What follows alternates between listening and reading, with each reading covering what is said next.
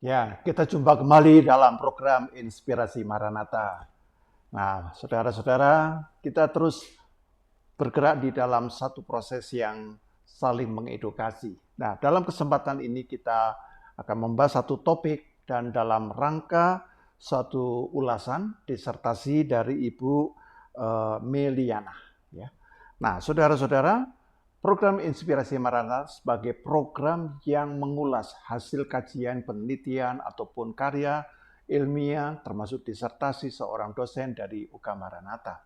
Mari kita awali program ini dengan terlebih dahulu berdoa. Mari kita bersama berdoa. Bapa yang Maha Baik, sumber segala hikmat, kami datang kepadamu agar Engkau senantiasa mencurahkan roh-Mu kepada kami bukan hanya pengetahuan, tapi lebih daripada itu kebijaksanaan sehingga kami dapat mengambil keputusan berdasarkan ilmu pengetahuan, knowledge, dan kebijaksanaan dengan benar. Kami akan belajar satu bagian yang menarik dari disertasi dari seorang dosen UK Maranatha yaitu Dr. Meliana. Tuhan berkati percakapan kami. Kami serahkan dalam kuasa-Mu dalam nama Tuhan Yesus Kristus. Amin. Nah, saudara-saudara, kita akan membahas satu hasil karya ilmiah disertasi dari Dr. Meliana. Ya. Dan kita tentunya akan perkenalan terlebih dahulu. Nah, silakan Bu Meliana memperkenalkan kepada para sahabat Maranatha. Halo sahabat Maranatha semua, selamat pagi, siang, dan sore. Perkenalkan nama saya Meiliana, saya adalah dosen dari program studi akuntansi Fakultas Hukum dan Bisnis Digital UK Maranatha. Senang sekali pada kesempatan ini saya bisa men-sharingkan sedikit ilmu yang boleh saya hasilkan selama disertasi saya di Universitas Trisakti.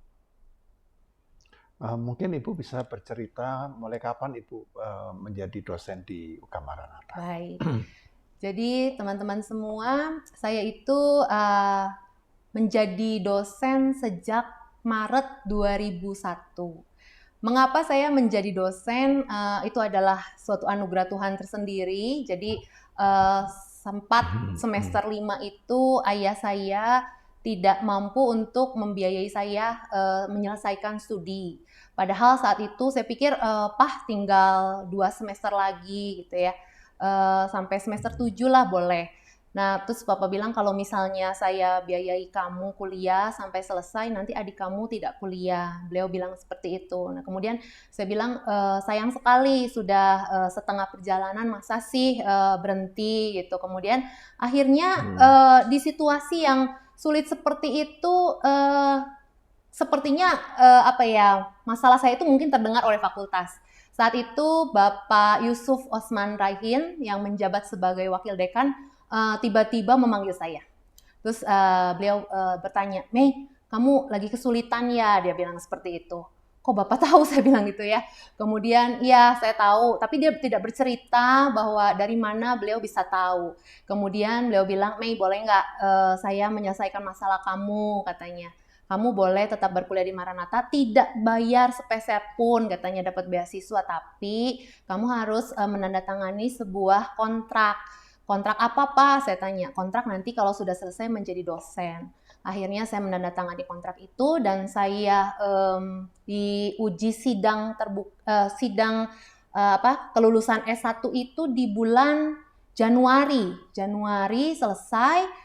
Februari diurus suratnya, 1 Maret itu sudah keluar surat menyatakan saya diangkat sebagai dosen dari Universitas Kristen Maranatha. Maka sejak saat itu saya menjadi dosen, kemudian saya dikasih magang dulu di seorang dosen senior yaitu Profesor Yaratna yang sebenarnya adalah dosen Universitas Pajajaran, namun saat itu memegang diberi kelas gitu ya di Maranatha.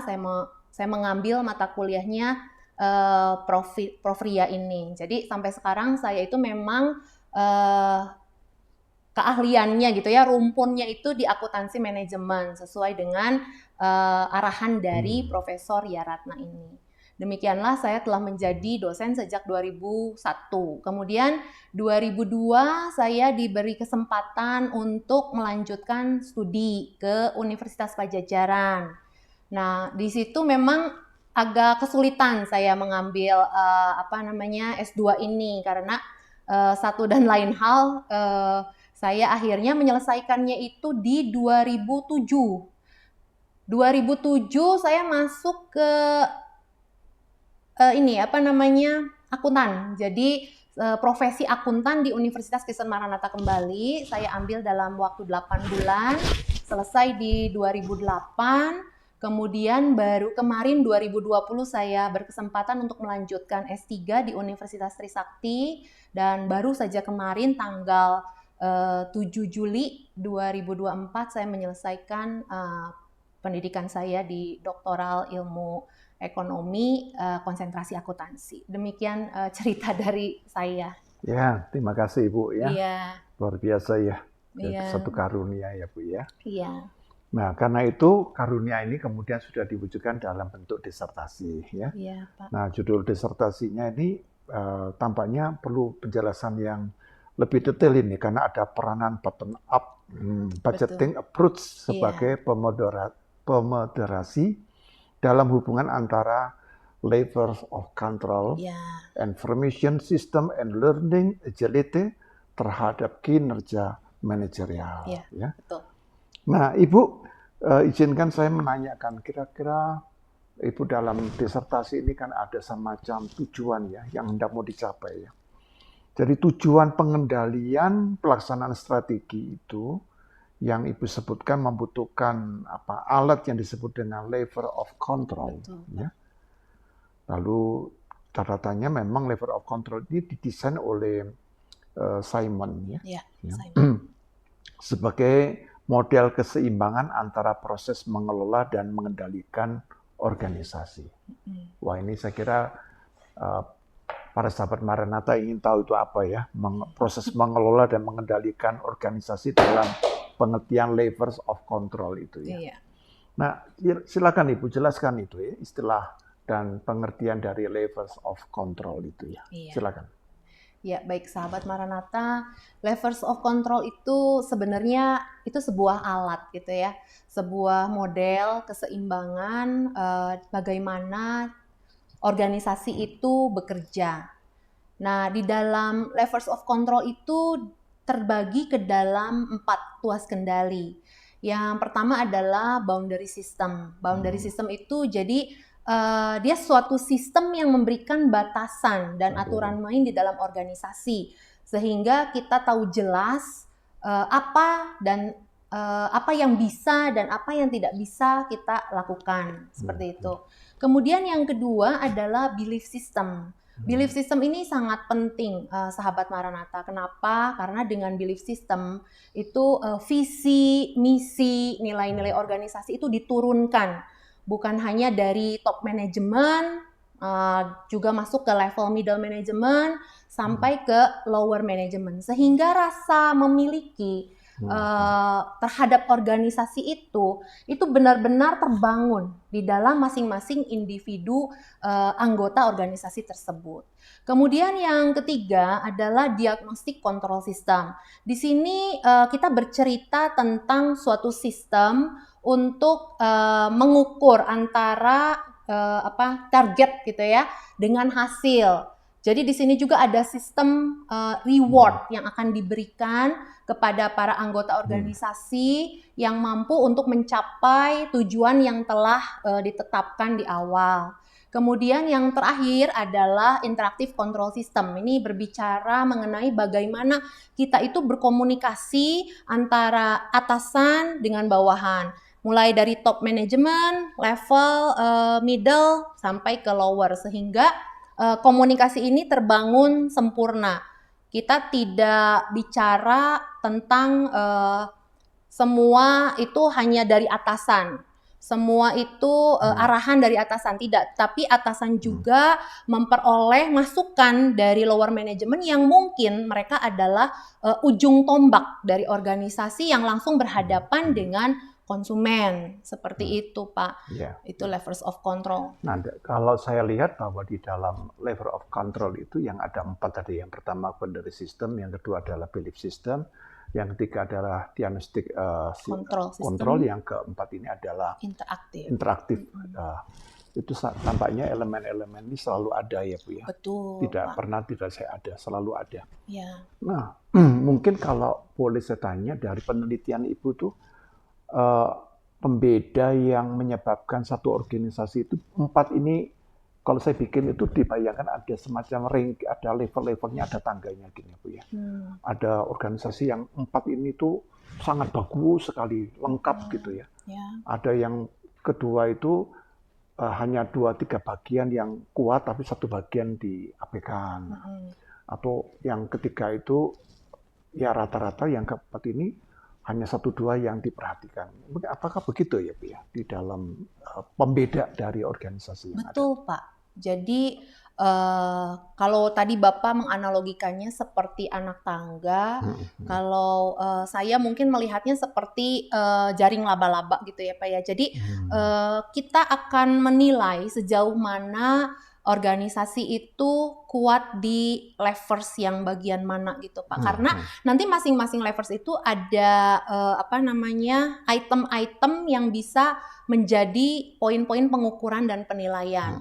Sehingga kita bisa melihat sejauh mana perusahaan itu atau organisasi itu apakah dia itu kuat di bagian belief-nya gitu ya, sangat strong sampai ke level lower, betul.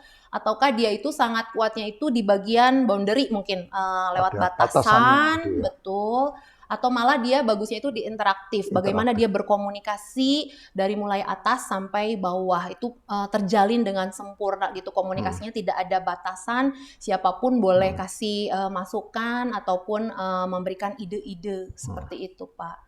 Betul sekali yang tadi menurut Bapak. Jadi tiap organisasi itu berbeda tergantung dari di sebelah mana organisasi itu kuat gitu. Kuat pada elemennya itu ya, tekanannya di situ. Betul. Sebenarnya sih Pak, kalau misalnya kita bilang bahwa itu kan memang model keseimbangan harusnya memang seimbang. Keempat-empatnya itu harusnya kuat gitu Pak, karena itu yang akan membuat organisasi itu kinerjanya akan tinggi seperti itu Pak. Nah mungkin karena itu Ibu menyebutnya dengan kata moderasi ya. Moderasi ya. Itu untuk bottom up ya. Ya, jadi udah merangkap bottom up-nya ya. Iya. Nah, kalau saya tangkap bahwa ada moderasi yang mempengaruhi korelasi di antara level of control, lalu di situ ada pengaruhnya pada information system. Dan kemudian learning agility. Betul. Nah, mungkin beberapa pengertian yang kaitannya antara level of control tadi dengan information system dan learning agility. Ini bagaimana Bu ya? Dengan bottom up ya, sebagai moderasi ya. Nah, jadi bottom up budgeting approach-nya itu bagaimana? Iya, betul. Jadi memang awalnya itu terpikir oleh saya hanya mendesain 3 variabel besar yang kemungkinan besar itu akan mempengaruhi kinerja manajerial, gitu Pak. Nah, 3 variabel ini setelah saya membaca beberapa artikel itu memang terlihat di levels of control itu cukup besar pengaruhnya, kemudian information system dan juga learning agility itu. Namun ketika saya diberi tantangan gitu ya oleh dosen pembimbing, dia bilang coba kalau misalnya saya tantang kamu untuk memikirkan satu variabel yang kira-kira dapat mempengaruhi pengaruh dari ketiga variabel besar ini terhadap kinerja manajerial, itu kira-kira apa tuh yang bisa mempengaruhi. Nah, kemudian kembali saya membaca riset-riset, saya melihat bahwa ternyata bottom up budgeting approach ini menjadi salah satu calon variabel moderasi yang kuat gitu Pak, untuk bisa mempengaruhi hubungan ketiga variabel bebas terhadap variabel terikat ini. Nah kemudian saya mencoba untuk bernalar gitu ya. Apa sih hubungannya gitu ya antara ketiga variabel besar ini dengan dengan bottom up budgeting approach. Nah, kita lihat di sini satu persatu bahwa manfaat dari budgeting approach sendiri itu dapat meningkatkan rasa memiliki dari para manajer ketika dia itu berusaha untuk menyusun anggaran dari divisinya sendiri gitu ya. Jadi diberi kebebasan sehingga sehingga keinginan untuk mencapai target itu pasti lebih besar karena dia yang menyusunnya sendiri gitu, rasa memilikinya itu lebih besar seperti itu, Pak. Nah, itu hal ini sebenarnya memperkuat apa yang ada di levers of control tadi. Salah satu contohnya adalah yang diagnostic control system itu, Pak. Di diagnostic control system itu kan sebenarnya kita itu sedang membandingkan antara target dengan hasil, seperti itu. Kinerja di sana, reward di sana ada. Nah, kalau misalnya diagnostik ini dihubungkan atau variabel ini digabungkan keduanya itu saya bernalar bahwa ini akan memperoleh nilai yang lebih tinggi sehingga akan memberikan pengaruh yang lebih besar terhadap kinerja manajerial. Seperti itu, Pak. Nah, kemudian yang kedua, bottom up budgeting approach ini juga dia akan meningkatkan keakuratan dalam mengestimasi kebutuhan anggaran sesuai dengan kenyataan. Lewat apa? Lewat keterampilan manajerial tim dalam hal merencanakan keuangan, peramalan, dan pengambilan keputusan. Penyusunan anggaran itu membutuhkan data historis, Pak. Jadi nggak bisa kita mengira-ngira sendiri gitu untuk tahun depan seperti apa. Jadi ada data historis. Betul. Data historis itu diperlukan satu sistem informasi yang luar biasa gitu ya, yang sangat baik sehingga bisa mengelola semua data historis itu menjadi satu informasi yang berguna untuk pengambilan keputusan. Seperti itu. Jadi saya melihat bahwa dengan kita memasukkan bottom up budgeting approach terhadap sebagai moderasi dalam sistem informasi, maka sistem informasi ini manfaatnya akan lebih tinggi dalam hal memberikan pengaruh terhadap manajerial performance, kinerja manajerial. Nah, terakhir Pak, untuk yang bottom up budgeting approach ini dia punya kemampuan untuk meningkatkan komunikasi dan kolaborasi itu lintas level manajemen, lintas divisi. Kenapa? Karena dalam bottom up budgeting approach itu kan inisiatif dari lower management dan middle management untuk membuat penyusunan anggaran, gitu ya. Nah, mereka itu tidak bisa bekerja sendiri, tetapi mereka itu akan mendobrak batasan-batasan divisi untuk membutuhkan misalnya ini bagian produksi, tapi produksi membutuhkan data dari bagian penjualan.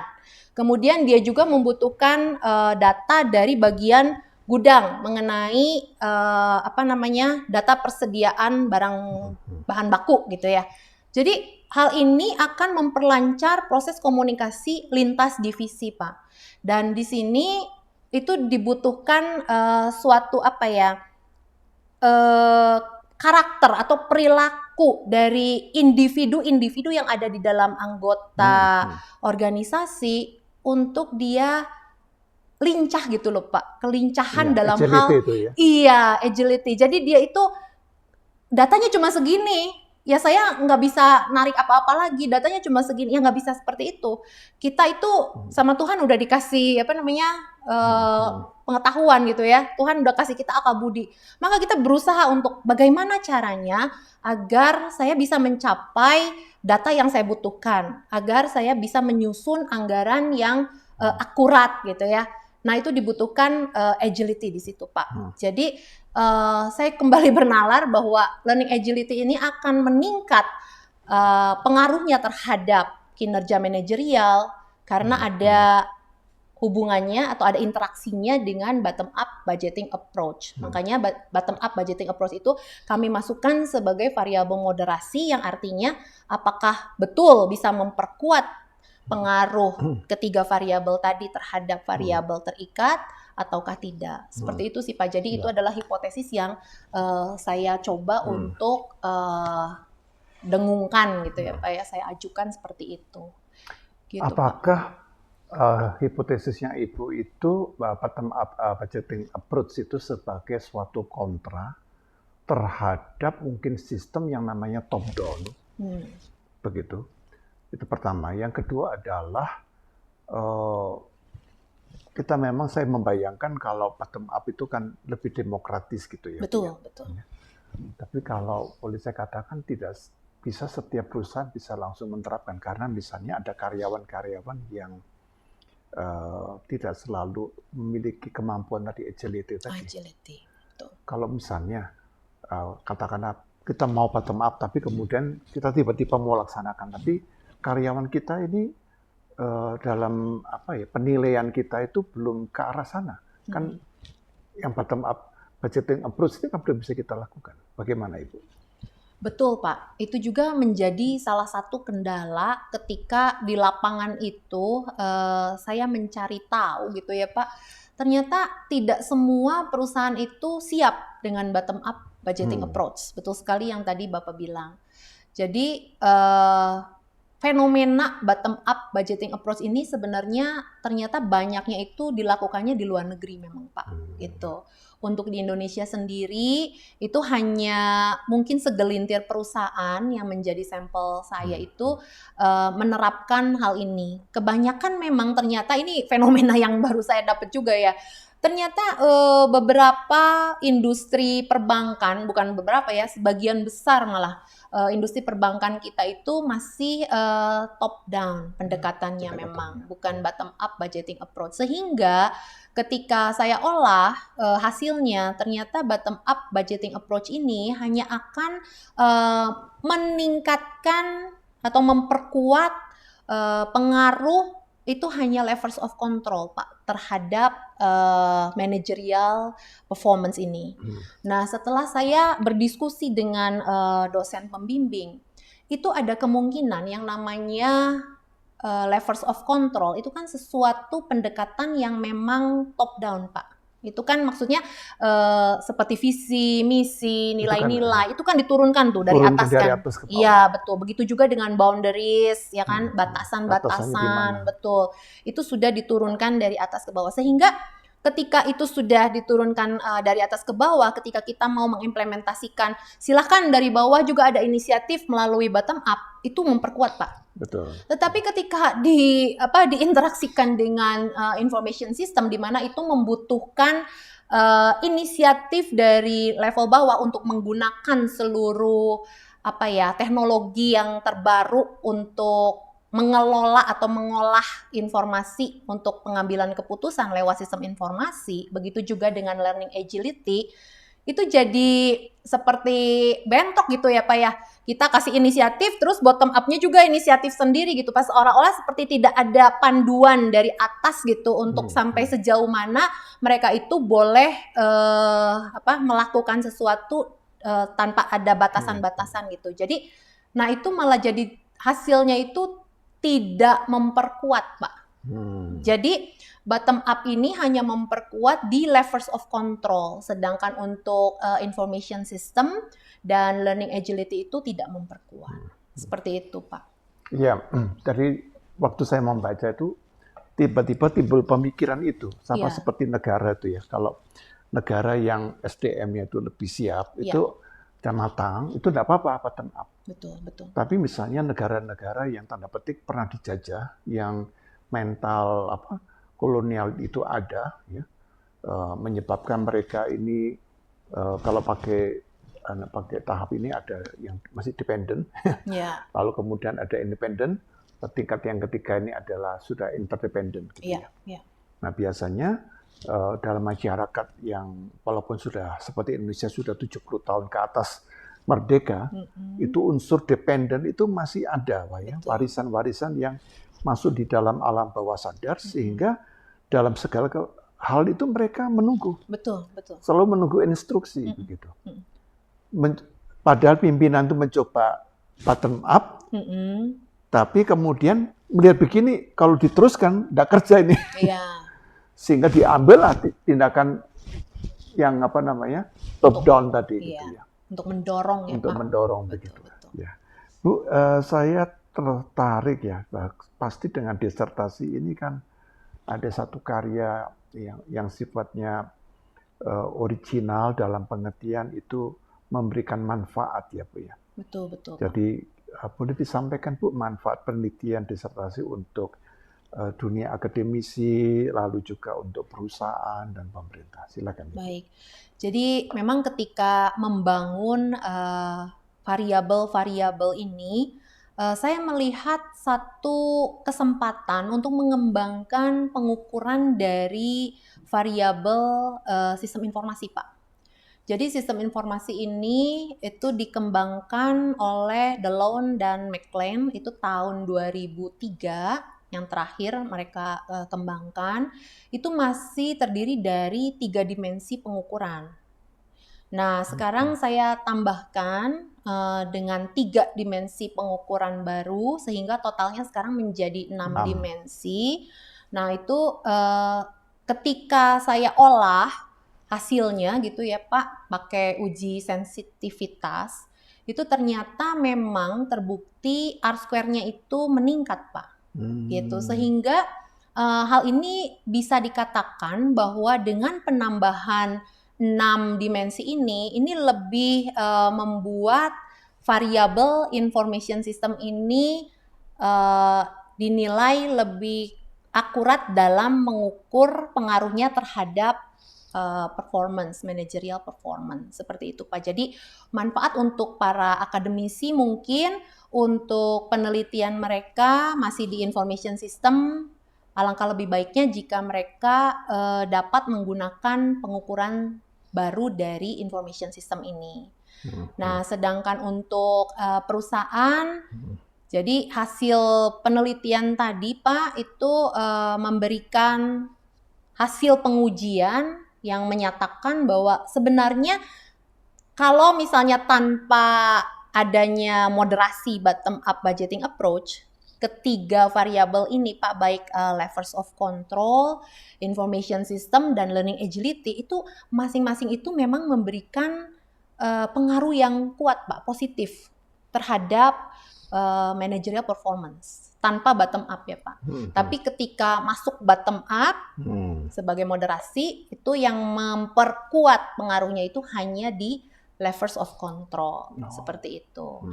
Jadi untuk perusahaan kalau misal pun pendekatannya masih top down belum bottom up, tapi mereka bisa mencoba untuk fokus kepada 3 hal ini untuk meningkatkan performa atau kinerja dari manajerial, yaitu levers of control tadi, kemudian information system, dan juga learning agility, seperti itu Pak. Sedangkan untuk pemerintah sebagai regulator ya Pak, jadi ketika saya membahas information system, di situ ternyata ada satu hal yang menarik gitu. Sekarang information system sudah sampai di sistem pakar, expert system. Gitu. Expert system ini ternyata itu bisa menganalisa big data. Datanya besar gitu untuk mengidentifikasi pola, terus anomali, potensi resiko gitu ya. Untuk hal-hal yang mungkin terjadi di industri perbankan. Karena kan industri perbankan itu sangat rawan ya Pak ya dengan penipuan dan lain sebagainya. Sehingga dengan menggunakan sistem pakar ini ada kemungkinan besar regulator itu bisa menyamakan sistem dengan seluruh industri perbankan yang ada di Indonesia dengan memanfaatkan expert system bisa membuat batasan-batasan transaksi gitu loh Pak. Jadi langsung ketahuan gitu kalau misalnya ada anomali transaksi dan mencegah penipuan-penipuan. Seperti itu sih Pak. Ya. Nah, ini percakapan kita makin menarik ya, dan tentunya ini sangat menginspirasi, dan kita akan lanjutkan ke segmen kedua setelah informasi yang satu ini.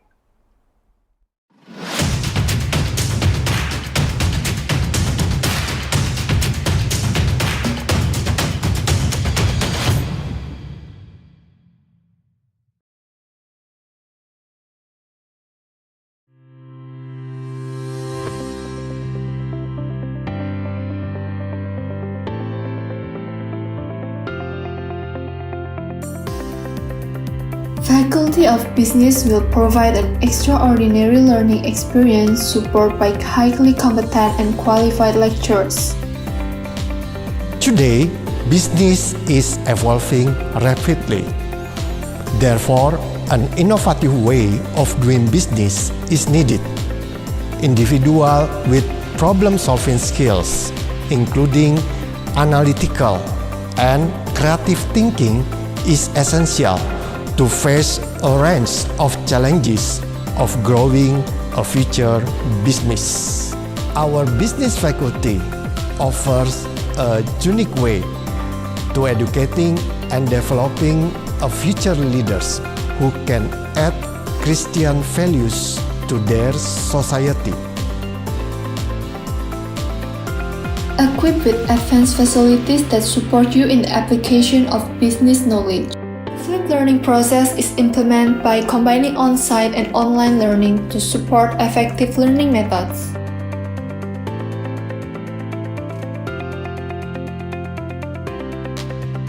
The flipped learning process will familiarize you with active discussion, especially about business science, which often occurs in the real business world.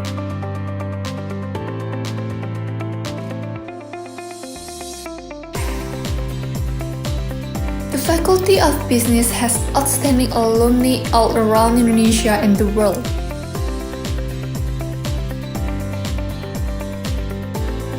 Let's start the journey with us today and be ready for tomorrow. Hi, I'm Reza Sanji, the alumni of Faculty of Business Maranatha. I'm working for Indonesia FSA or Otoritas Jasa Keuangan, and currently I'm taking the PhD program in the Alliance Manchester Business School, the University of Manchester in UK. I'm very proud to be part of the Faculty of Business family. The school has an excellent learning system, good reputations, a bunch of facilities to support learning activities, and of course a high quality lecturer. The program also have an updated curriculum that appropriates for our professional needs and also career development. So overall, the knowledge that I got from the school is beneficial to support my professional career and also my academic path. And I believe that the Faculty of Business Maranatha will always produce a high quality graduates every year. Thank you. Ya, kita masuk kembali ke segmen kedua program Inspirasi Maranatha dengan Dr. Ibu Meliana. Nah, Bu, tadi berkaitan dengan information system ya, saya sangat tertarik ya. Dan memang pada era modern, bahkan juga bisnis modern itu hanya dapat bersaing kalau mereka didukung oleh sistem informasi manajemen yang andal. Betul, Ya. betul. Nah, tentunya juga dalam bisnis ya, sifat bisnis yang dinamis selalu bisnis apapun pada saat ini membutuhkan informasi sistem dalam semua area fungsional perusahaan yang pasti akan bisa meningkatkan ya kinerja operasionalnya. Nah, saya kira tadi sudah singgung ya sistem informasi manajemen, mungkin Ibu bisa lebih memperluas tentang apa itu Bu dalam konteks kita pada era modern ini ya, era abad 20, ini abad 21 ini ya Bu ya. Bagaimana dengan sistem informasi sistem yang sekarang Ibu lihat dalam konteks yang Ibu kaitan dengan disertasi tadi? Iya. Jadi memang perkembangan sistem informasi saat ini udah luar biasa ya Pak ya. Bukan hanya untuk bisnis yang memang tujuannya adalah profit, tetapi sistem informasi ini juga dipakai di lembaga-lembaga nirlaba gitu ya Pak ya, yang memang non-profit gitu. Tapi kita bilang bahwa yang namanya sistem informasi itu nggak hanya organisasi ya, bahkan kita sebagai individu juga kita juga membutuhkan sistem informasi itu loh Pak. Kadang-kadang ya pelanggan gitu, misalnya saya aja nggak jauh-jauh ya, ikutan Shopee gitu ya, kalau misalnya online shopping gitu Pak, Shopee. itu langsung ketika saya memesan satu barang itu perilaku saya itu akan disimpan oleh Shopee, kemudian itu dijadikan analisa untuk mengetahui sebenarnya nanti saya Minatnya itu Ibu apa itu?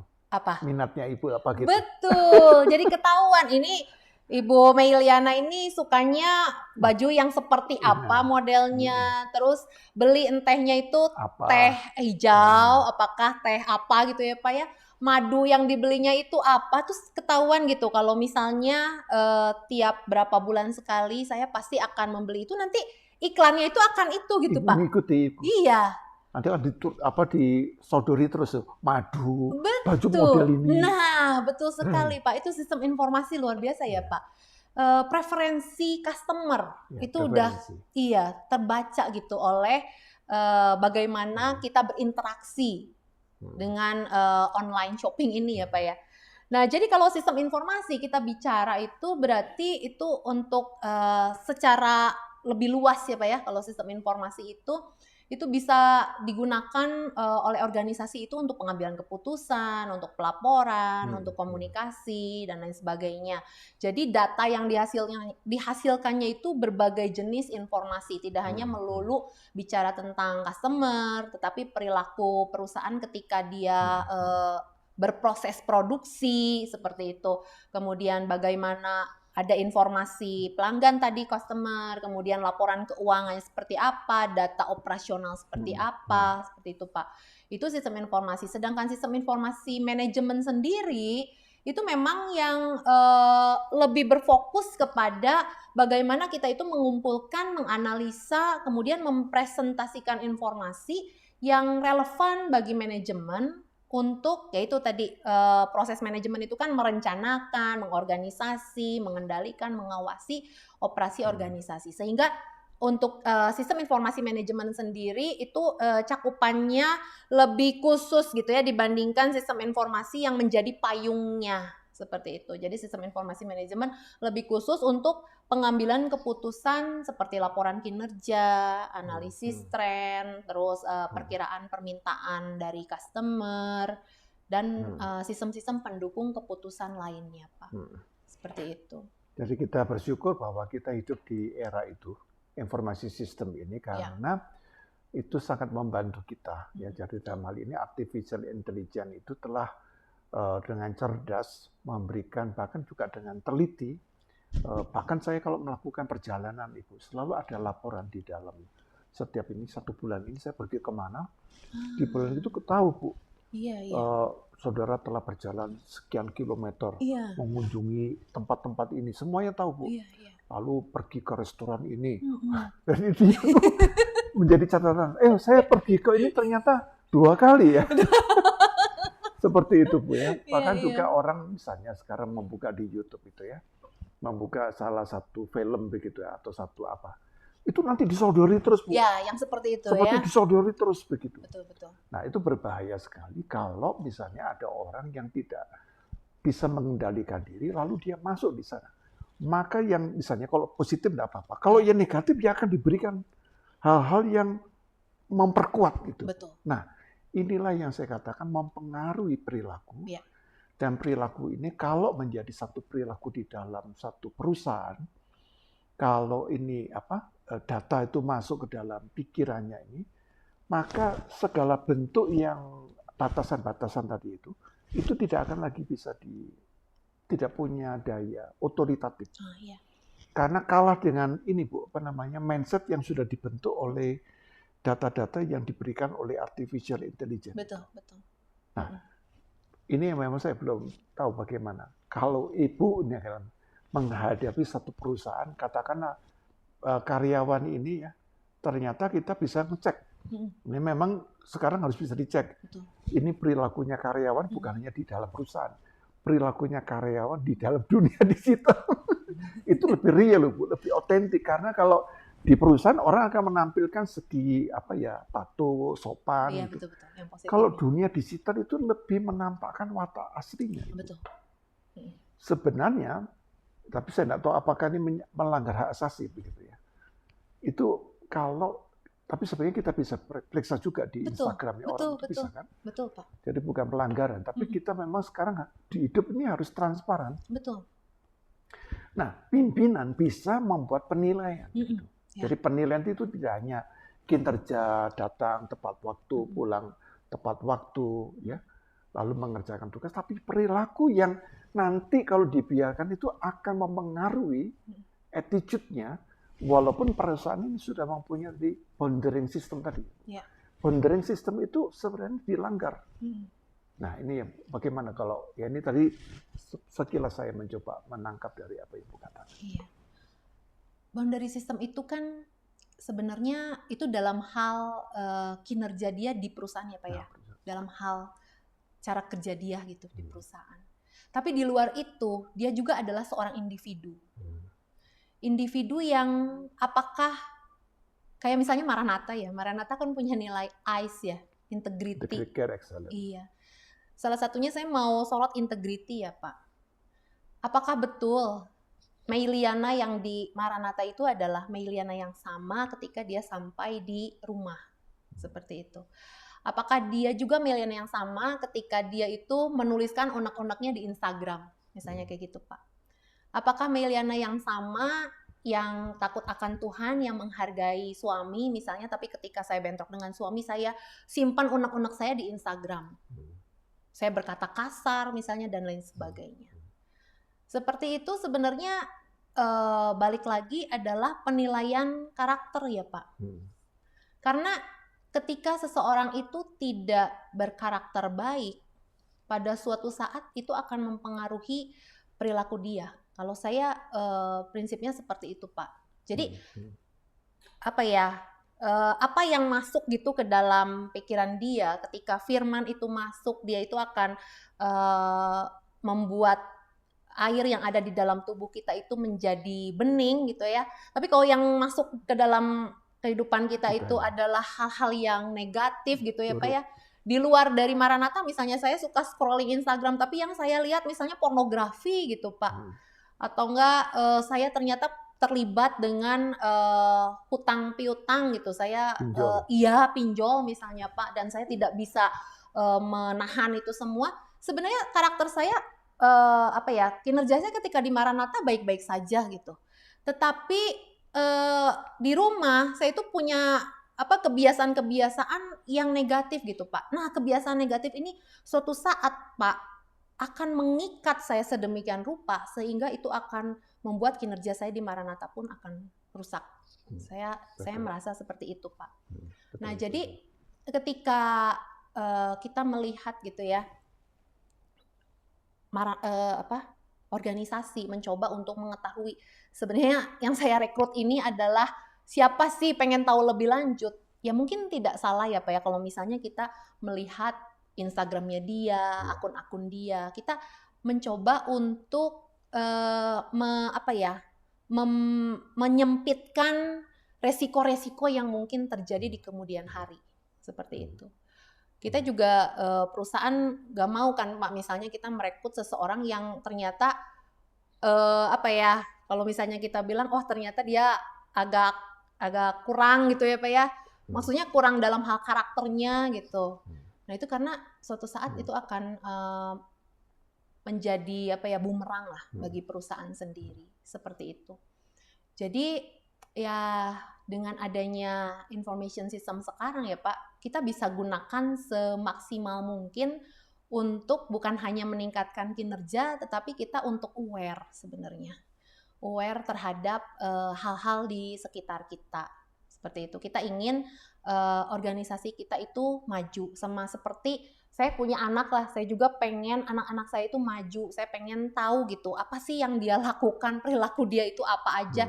Mungkin saya bisa lihat di akunnya dia. Saya mungkin menyempatkan diri untuk melirik-lirik WhatsApp dia kalau misalnya dia ngobrol sama teman itu seperti apa, apakah ada kata-kata kasar di sana, seperti itu Pak. Karena kita berharap adalah yang terbaik gitu bagi mereka. Tapi kita juga tidak bisa memberi batasan dengan siapa dia bermain, dia nonton film apa, dia dapat masukan-masukan yang negatif misalnya. Nah, itu kan kita tidak bisa batasi ya, Pak. Yang bisa kita lakukan adalah ya kita mengawasi dan sebisa mungkin kita mencoba melakukan apa yang bisa kita lakukan, apa yang bisa organisasi lakukan untuk agar kita memberi asupan yang positif lah Pak gitu Betul. bagi anggota organisasi seperti itu sih Pak.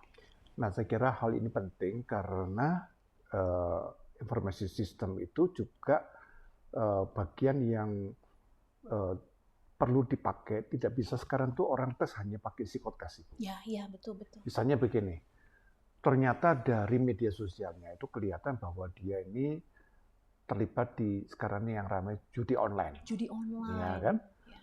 Jadi itu di situ. Tapi di perusahaan dia memegang bagian keuangan. Nah itu. Ya kan? Ya. Dari psikotes itu lolos Ibu. Oke. Tetapi yang tidak bisa diingkari fakta di Instagramnya dia. Ternyata dia terlibat. Nah, ini contoh. Ya kan? Jadi informasi sistem ini berkaitan dengan recognizing tentang karakter dan attitude orang. Betul. Yang tidak dilihat dalam dunia nyata, tapi justru dalam dunia digital. Betul. Dan itu juga kadang-kadang saya pernah lihat dalam mahasiswa. Sudah mahasiswa IPK-nya bagus, 3,5 ke atas, ya kan. Tapi anak ini kok tiba-tiba tidak lagi hadir. Nah, ternyata terlibat judi online. Ya. Jadi dia bahkan tidak lagi pingin kuliah. Karena ini saya dapat uang. Gitu. Tapi dapat uang, kamu dapat uang. Tapi judi itu ya menipu. Sebentar lagi uang kamu akan diambil lagi. Betul. Ya, judi itu kan selalu begitu. Selalu diberikan pertama-tama. Awalnya itu selalu dapat. Ya. Tapi betul, akhirnya dia habis betul. Nah, contohnya seperti ini. Nah, Ibu, karena itu saya sangat tertarik ini ya, keberadaan informasi sistem ini. Tadi Ibu sebut dengan expert ya, expert sistem yang dapat menghasilkan pengetahuan melalui analisa pengelolaan data tingkat tinggi, sehingga dapat meningkatkan kinerja khususnya dalam hubungan dengan data misalnya nasabah perbankan. Betul. Nah, Ibu bisa dijelaskan dalam kaitan ini bagaimana bentuk expert system ini Bu ya, dalam yang Ibu kaitan juga dengan informasi sistem tadi. Iya, expert system di dalam information system khususnya dalam hal transaksi perbankan ya Pak ya. Iya. Jadi expert system itu memang dia itu meniru kan Pak ya kemampuan pengambilan keputusan manusia. Iya, betul. Sistem ini sebenarnya merupakan suatu basis pengetahuan untuk memberikan saran, rekomendasi, solusi berdasarkan data yang dianalisis. Nah, kemudian mendayagunakan information system lewat expert system itu maksudnya adalah untuk mengintegrasikan data nasabah, transaksi, dan informasi relevan lainnya ke dalam sistem pakar. Memang tujuannya itu untuk menghasilkan wawasan yang lebih mendalam. Jadi dengan adanya expert system ini Pak, diharapkan industri perbankan itu jadi merekomendasikan apa sih kebutuhan dari nasabah per individu loh Pak.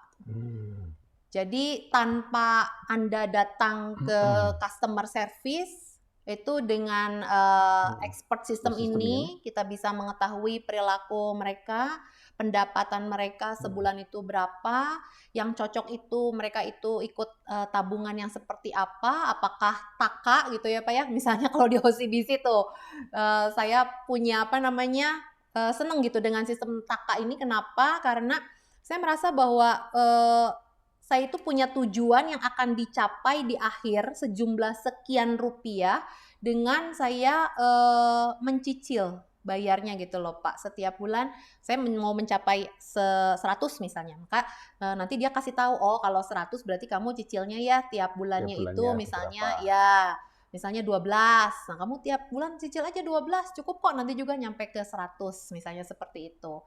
Nah itu mungkin yang cocok untuk saya. Nah yang cocok lagi untuk orang lain misalnya, oh kamu sudah punya uang yang cukup besar dan kamu diamkan saja. Kenapa kamu tidak mencoba untuk gitu masukin ke ori misalnya Pak? Kalau misalnya orangnya cukup cukup mau beresiko tinggi, mungkin dia bisa masuknya ke saham gitu Pak.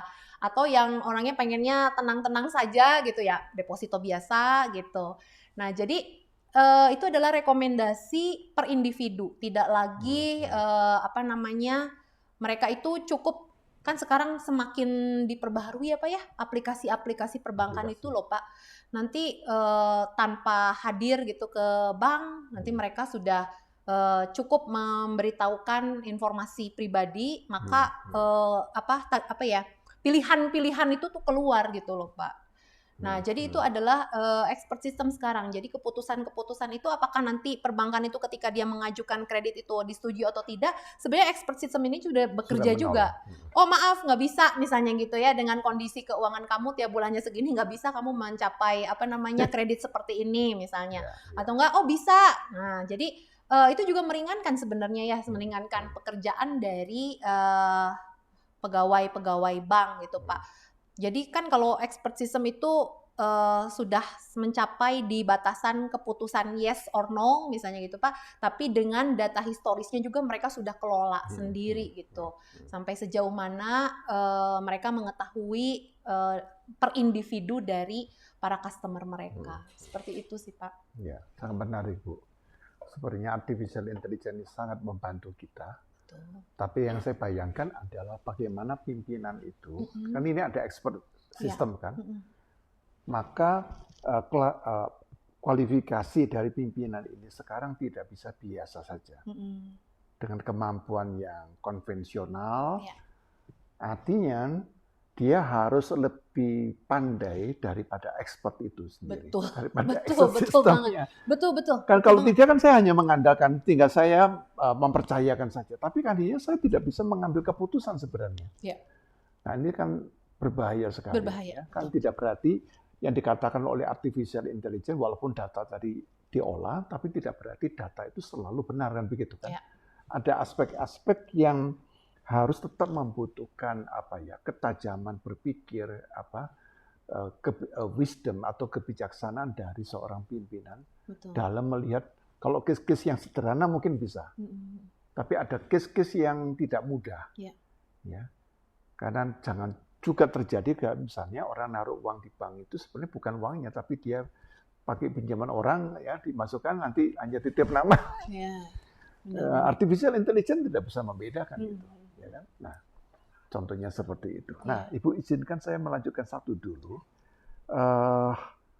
Dari keunggulan yang memang dalam konteks ini adalah bottom up budgeting approach ya.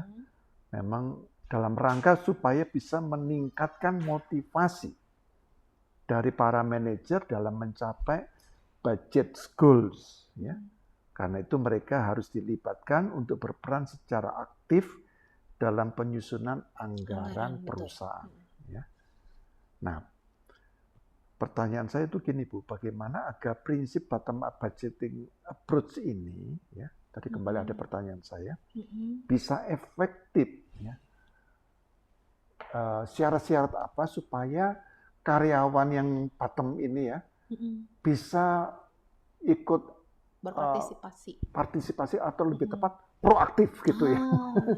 Di dalam hal ini. Karena saya kira perusahaan hampir di negara-negara Asia Tenggara yang pernah mengalami penjajahan itu, proses perubahan mental itu ternyata tidak gampang. Tidak mudah. Iya sih, betul Pak. Walaupun mereka sudah sekolah, sudah pendidikan ya, tapi mengubah mental itu lebih daripada sekedar masalah pendidikan, pendidikan di sekolah. Iya, setuju Pak. Ya. Benar. Itu PR berat kita itu ya, PR bangsa berat Indonesia. Ya. Betul. Kalau saya lihat kadang-kadang begitu dalam menghadapi mahasiswa atau orang-orang itu, tidak gampang masalah. Atau kalau saya lihat keseluruhan ya, kalau membaca dalam peta politik orang mengekspresikan pendapat atau menyikapi satu masalah, kadang-kadang tidak sesuai kalau dia dari umurnya, dari degree-nya yang dicapai. Itu yang saya katakan bahwa mentality memang tidak bisa lewat hanya di situ. Ya, betul. Jadi kalau misalnya kita mencoba gitu ya Pak, memang PR berat ya untuk yang bottom up budgeting approach ini, karena dari sampel industri perbankan yang saya coba untuk menelaah gitu, ternyata memang hanya segelintir kecil saja Pak bottom up budgeting approach ini. Ya mungkin kita akan mencoba gitu ya Pak ya untuk memberikan beberapa panduan atau langkah-langkah agar bottom up budgeting approach ini mungkin bisa lebih efektif diterapkan di organisasi gitu ya. Yang pertama mungkin kita menentukan cara kerja setiap level manajemen itu dengan lebih jelas gitu ya Pak ya, cara kerjanya yang jelas. Kemudian kita melakukan proses kerja yang berulang. Jadi hal yang sudah kita lakukan di awal kita coba lagi berulang dengan orang yang sama sehingga mereka mungkin akan terbiasa dulu. Biarkan mereka memiliki rasa percaya diri dulu gitu Pak. Kemudian dibimbing oleh keterlibatan manajemen dari top level, middle, lower, semua ikut serta dalam penyusunan anggaran ini untuk berpartisipasi gitu Pak. Kemudian berikutnya kita mencoba untuk memfasilitasi adanya diskusi baik itu dari atas mau ke tengah atau ke tengah mau ke atas gitu ya. Dari bawah misalnya mau langsung ke atas juga bisa, apakah kita mau duduk bersama gitu ataukah kita mau memasukkan ke loker gitu, masukan-masukan ide-ide dan lain sebagainya, sehingga proses komunikasi itu berjalan lancar tanpa adanya rasa merasa saya bukan siapa-siapa, saya nggak enak, saya orang yang nggak ngerti apa-apa, dan nggak seperti itu Pak. Jadi kita belajar untuk terbuka, kita belajar untuk transparan dari mulai top, middle maupun lower. Kemudian kita coba adakan pelatihan dan pendidikan Pak untuk teman-teman ini. Memang nggak biasa, tapi kita coba untuk biasakan seperti itu. Kalau misalnya nggak pede, ya kita kasih pelatihan, udah pelatihan kita mencoba untuk tadi proses yang berulang. Kemudian ya mungkin membangun budaya itu Pak, budaya partisipatif. Ya, betul. Ini masuk dalam bagian budaya organisasi juga. Ya, budaya organisasi, betul. Itu mempengaruhi kan? Mempengaruhi, betul. Karena nanti dari budaya organisasi itu sebenarnya membentuk apa yang kalau dalam teologi itu disebut spiritualitas. Spiritualitas, ya. Begitu. Betul. Nah, kita sampai di sini dulu untuk segmen kedua, dan kita akan closing nanti diperdalam di finalnya itu di segmen ketiga setelah informasi yang satu ini. Shalom Bapak Ibu, teman-teman, mahasiswa dan rekan-rekan. Berjumpa lagi di Maranatha Fellowship minggu ini. Kami akan menyampaikan beberapa informasi di antaranya. Mari Bapak Ibu, kita membangun iman kita tidak hanya melalui renungan dan ibadah, tetapi juga sharing dengan sesama melalui program cell group. Apabila ada hal yang ingin ditanyakan, dapat menghubungi nomor WhatsApp di bawah ini atau bisa langsung datang ke Badan Pelayanan Kerohanian di GAP. Teman-teman mahasiswa, Bapak Ibu dan rekan-rekan, mari sama-sama kita merenungkan firman Tuhan setiap harinya, dan renungan dapat disaksikan di Instagram BPK Maranatha dan platform YouTube Ice Dream Studio. Kami juga mengajak Bapak Ibu yang memiliki keinginan untuk pelayanan di bidang suara. Bapak Ibu bisa ikutan latihan Seraphim Choir setiap hari Selasa pukul 4:30 sore di studio Seraphim. Bapak Ibu dan saudara sekalian, jangan lupa saksikan Inspirasi Maranatha di setiap hari Senin pukul 7 malam di platform YouTube Universitas Kristen Maranatha, dan bisa juga diakses di platform YouTube Ice Dream Studio. Bapak Ibu Saudara sekalian, jangan lupa saksikan Ice Podcast dengan host kita, Bapak Pendeta Hayunan, di platform YouTube Ice Dream Studio setiap hari Selasa pukul 7 malam. Kami mengucapkan selamat ulang tahun untuk Bapak Ibu yang berulang tahun di bulan ini ataupun di minggu ini. Kiranya Tuhan memberikan sukacita, berkat yang melimpah, serta damai sejahtera yang daripada Tuhan. Untuk teman-teman mahasiswa, rekan-rekan, saudara, dan Bapak Ibu yang rindu melayani, Bapak Ibu bisa mendaftarkan diri melalui nomor WhatsApp yang tertera di layar. Sekian pengumuman Maranatha Fellowship minggu ini. Sampai berjumpa kembali di Maranatha Fellowship selanjutnya. Selamat beraktivitas. Tuhan Yesus memberkati. See you.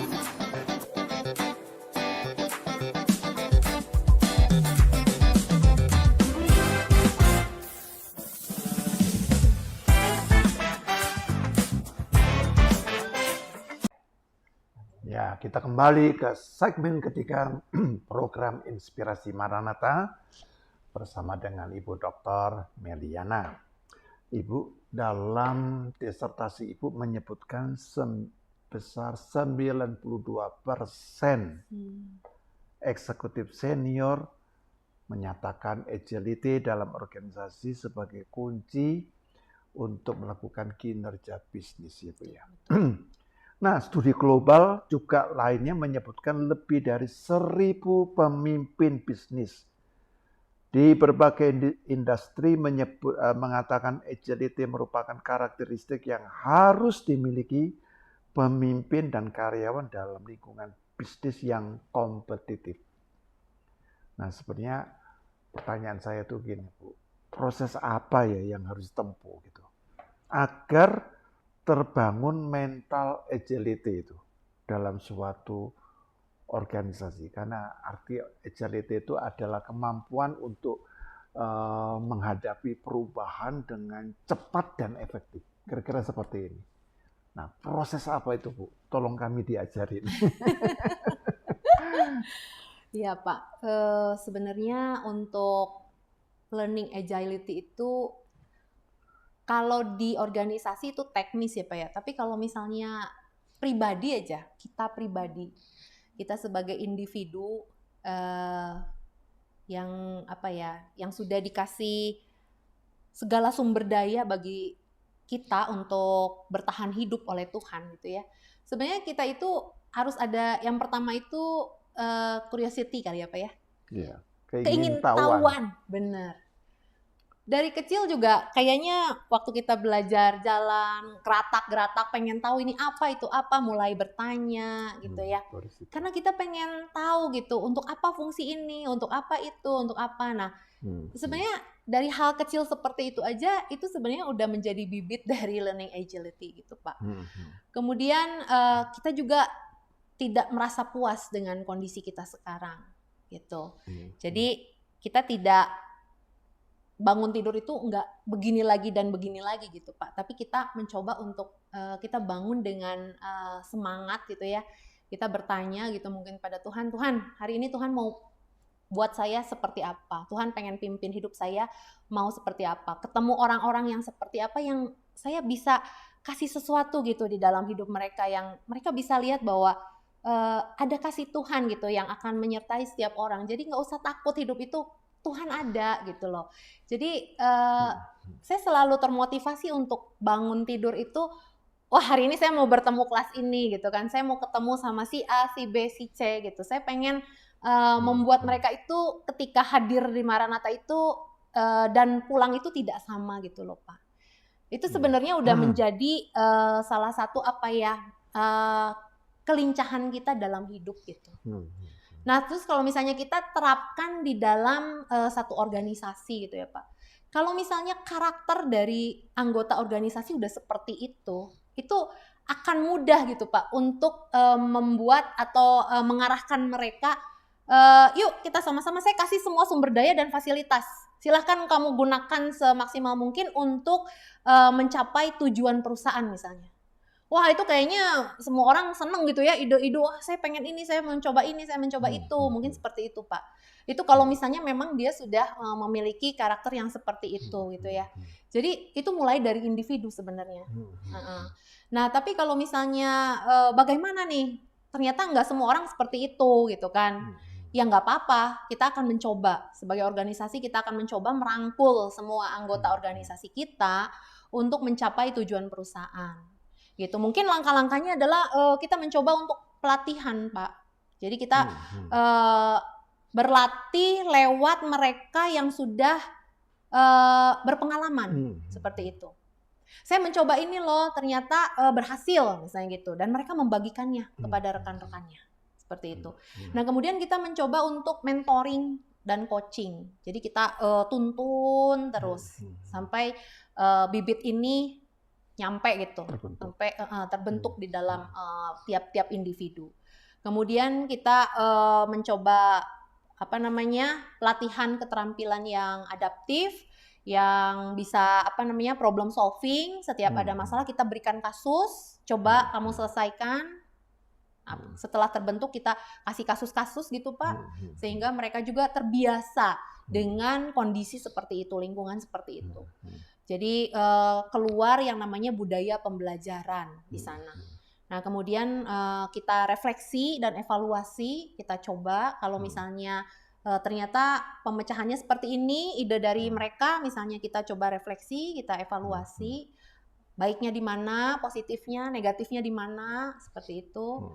Nah, kita mencoba memperbaiki diri, kemudian lingkungan teman-teman yang mendukung, walaupun kita mungkin masih ada banyak yang harus direvisi, tapi kalau teman-teman mendukung, saya percaya bahwa PD mereka itu akan meningkat gitu ya. Mereka juga akan mau mencoba lagi, bukannya jadi aduh nggak enak gitu ya kalau misalnya lingkungan tidak mendukung, kayaknya saya udahlah nggak bisa, saya emang nggak bisa, yang lain aja. Nah nggak boleh kayak gitu.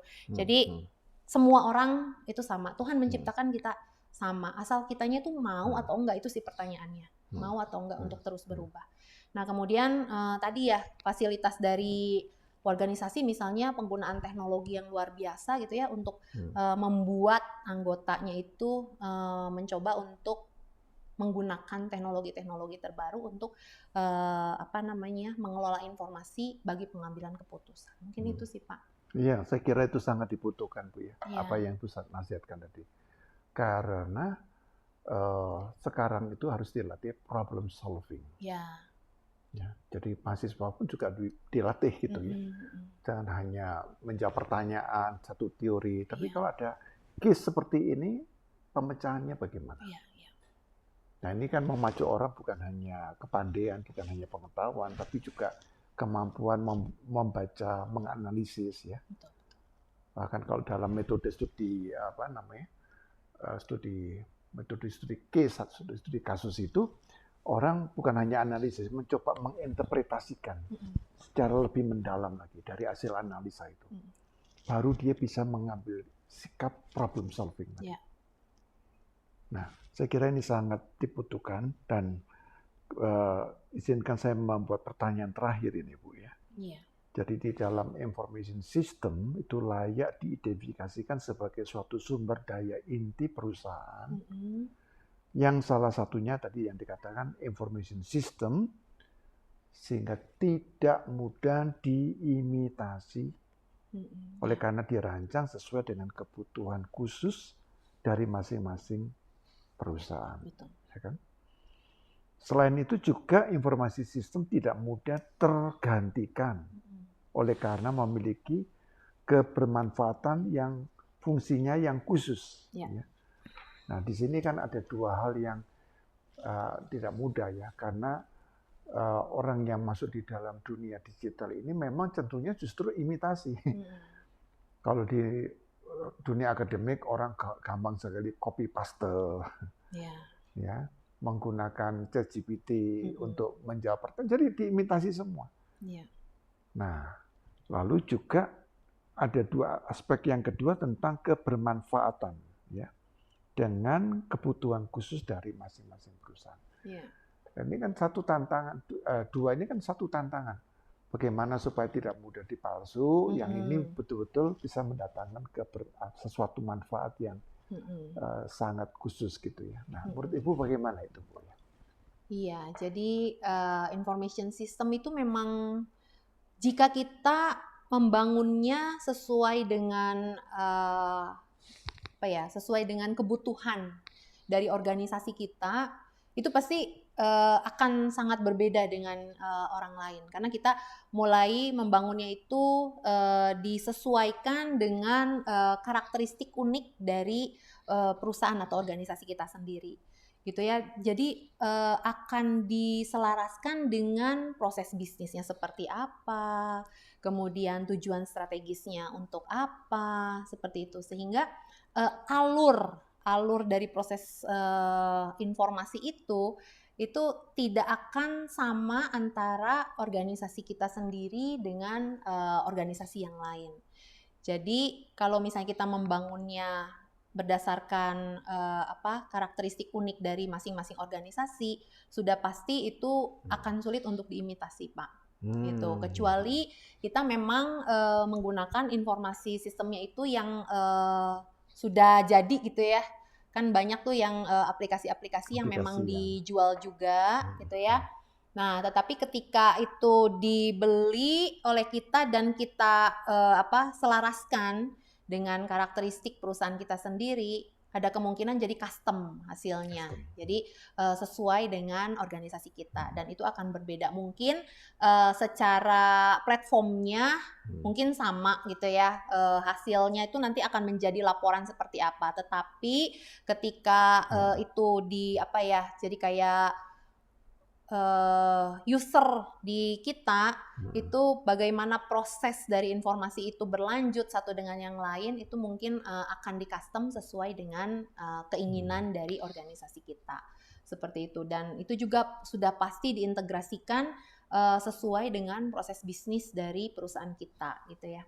Nah kemudian untuk tidak mudah untuk tergantikan karena memang saat ini posisi information system itu udah menjadi sarana yang penting ya Pak dan posisinya itu memang belum ada lagi gitu, nggak ada lagi yang bisa menggantikan di tahun 2024 ini ya, entah di nanti berikutnya. Tapi saat ini infrastruktur itu memang sangat diperlukan Pak untuk organisasi dalam rangka mengelola semua sumber daya terutama informasi itu yang sangat penting untuk pengambilan keputusan bisnis terutama ya. Kebermanfaatan yang khususnya itu mungkin fungsi-fungsi mencakup fungsi manajemen itu seperti rantai pasokan, analisis data gitu ya, pengelolaan hubungan dengan pelanggan, vendor-vendor dan lain-lain. Jadi itu memang saat ini posisinya belum tergantikan, malah dia yang menjadi pusat informasi sekarang ya Pak ya. Seperti itu sih. Ya. Iya. Ya, tentunya apa yang disampaikan oleh Bu Meliana ini merupakan satu pengetahuan yang memperluas dan juga memperdalam kita tentang bagaimana ya bahwa peranan bottom up budgeting approach itu sebagai pemoderasi dalam hubungan antara labor control yang tadi diuraikan juga dalam kaitan ini informasi sistem dan learning agility yang berkaitan dengan kinerja manajerial. Ya. Nah, Ibu, kita sudah sampai di penghujung acara. Nah, silakan Ibu menyampaikan kepada sahabat Maranatha ini satu closing statement. Ya, silakan Ibu. Ya, baik. Sahabat Maranatha, terima kasih untuk acara sharing yang bisa kami lakukan. Terima kasih teman-teman semua sudah mendengarkannya. Jadi apa yang kita bahas tadi, bagaimana levers of control, information system, dan juga learning agility itu dapat mempengaruhi kinerja manajerial. Dan ternyata bottom up budgeting approach juga dapat memperkuat pengaruh dari levers of control terhadap performance manajerial ini. Jadi kalau misalnya kita menyimpulkan nih teman-teman bahwa levers of control itu sebagai sistem kendali perusahaan dalam mencapai tujuan strategis itu harus didukung oleh sumber daya inti berupa information system serta pelatihan yang diperlukan agar tiap-tiap individu di dalam perusahaan itu memiliki keterampilan berupa learning agility. Semua itu memegang peranan penting untuk perusahaan dalam memperoleh keunggulan bersaing dan kemudahan beradaptasi dalam lingkungan bisnis yang dinamis. Demikian teman-teman yang bisa saya sampaikan. Terima kasih. Ya, terima kasih untuk Bu Meliana ya, Iya. sudah berbagi dalam satu disertasi yang pasti ini membawa dampak yang baik ya bagi tadi sebagai akademisi, Ya. perusahaan, dan pemerintah. Ya. Dan kita akan akhiri, mari kita bersama berdoa. Terima kasih Bapak atas percakapan yang boleh berlangsung dalam program Inspirasi Maranatha bersama dengan Ibu Dr. Meliana. Dan berkati ke depan Ibu Meliana sebagai seorang pendidik, sebagai seorang dosen yang melaksanakan Tridharma perguruan tinggi. Dan berkati setiap kami agar kami juga dengan bijak untuk menggunakan seluruh platform dalam sosial media yang dipengaruhi juga didukung oleh artificial intelligence, agar kami senantiasa dengan spiritualitas yang dewasa, yang matang, yang kritis dapat menyikapi sehingga kami juga boleh membangun sistem-sistem yang sangat dibutuhkan dalam kehidupan yang saat ini sedang mengalami perubahan demi perubahan. Bapak, kami serahkan percakapan ini dalam kemurahan Tuhan dan Tuhan berkati setiap kami. Kami berdoa dalam kuasa-Mu, dalam nama Tuhan Yesus. Kami sudah berdoa. Amin. Amin.